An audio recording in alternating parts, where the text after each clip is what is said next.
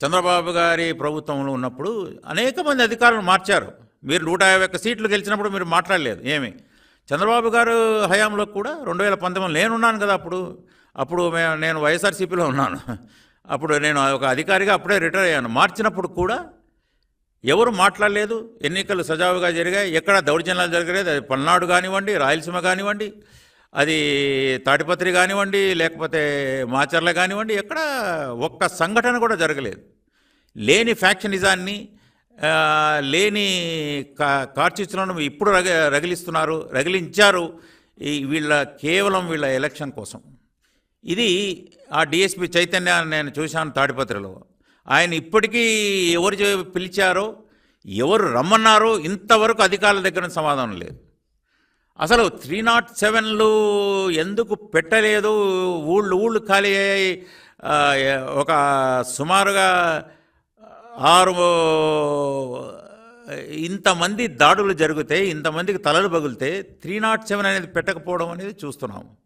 పిన్నెల రామకృష్ణారెడ్డి గారి హయాంలోనే 6 మర్డర్లు జరగడం, ఊళ్ళు ఖాళీ కావడం, ముస్లిం మైనారిటీలే ఖాళీ కావడం. అటువంటి వ్యక్తిని జగన్మోహన్ రెడ్డి గారు సౌమ్యుడు, మంచివాడు, స్నేహశీలి, మీ మిత్రుడు అనడం.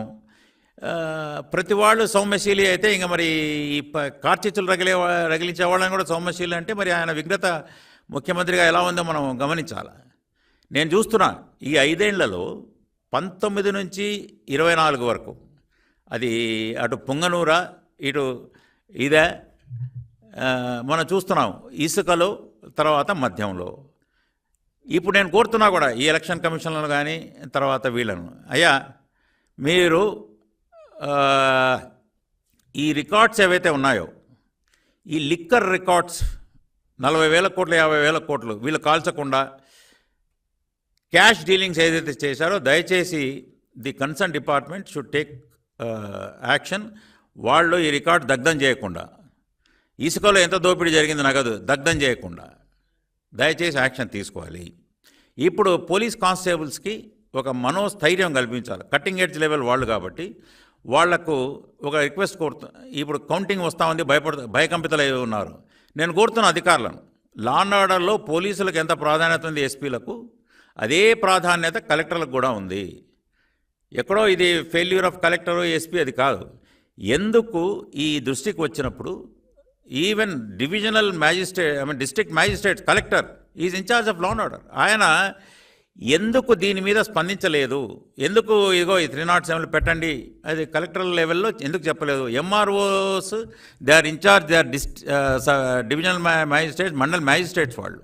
So they can take care of police stations and maintain law and order. అది చేయలేకపోయారు. ఇప్పుడు పోలీస్ కానిస్టేబుల్స్ దగ్గర నుంచి మనోస్థైర్యం కలిగించాలి. వాళ్ళు చెప్తున్నారు కానిస్టేబుల్స్, అయ్యా మా జీపీఎఫ్ తీసేసుకున్నారు, మాకు సరెండర్ లీవ్లు రాలేదు, టీఏలు రాలేదు, కనీసం బందోబస్తులకు వెళ్తే మాకు తిండి లేని పరిస్థితి ఉంది అనేది వాళ్ళు చెప్తున్నారు. దయచేసి ఇప్పుడు బిల్లులు కాంట్రాక్టర్లకు అవి మళ్ళీ తర్వాత తెలియచుకోవచ్చు, కానీ ముందు మా కానిస్టేబుల్ లెవెల్ ఆఫీసర్స్కి ఇదిగో ఈ వాళ్ళకు టీఏలు కానీ, సరైన భోజన వసతి కానీ, ఇప్పుడు వాళ్ళు బందోబస్తుకు వెళ్ళినప్పుడు వాళ్ళకు అకామిడేషన్ కానీ, దీని మీద ఎలక్షన్ కమిషన్ ఖచ్చితంగా దృష్టి పెట్టాలి. 2, ఈ ఇసుక రికార్డ్సు, తర్వాత ఈ మద్యం రికార్డ్స్ ఏవైతే ఉన్నాయో వీళ్ళ లిక్కర్వి, తర్వాత ఇవి ఆ రికార్డ్స్ వీళ్ళ దోపిడీ, రేపొద్దున వీళ్లకు ఎంత దోపిడీ జరిగింది, ఎంత ఎలక్షన్స్కు అక్రమంగా వీళ్ళు చేయడానికి ఖర్చు పెట్టారనేది మనకు తెలుస్తుంది. కాబట్టి ఈ రికార్డ్స్ ఇది కాకుండా మనం ఈసీ కానీ తగిన డిపార్ట్మెంట్స్ చర్యలు తీసుకోవాలని